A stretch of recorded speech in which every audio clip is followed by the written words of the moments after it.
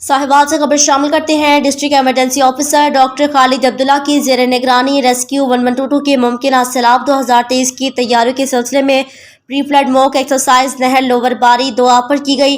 Mock exercise में मेहमान खसूसी के तौर पर डिप्टी कमिश्नर इकरामुल हक ने शिरकत की।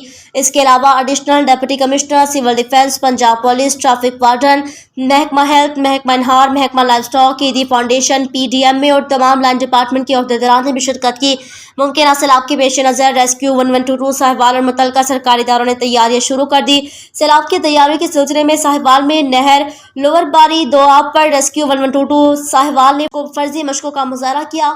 इन दौरान रेस्क्यू के जवानों ने सैलाब में फंसे और डूबते हुए अफराद को इब्तदाई तिब्बी इमदाद देते हुए अस्पताल मुंतकिल करने की सलाहियतों का अमली मुजाहरा किया।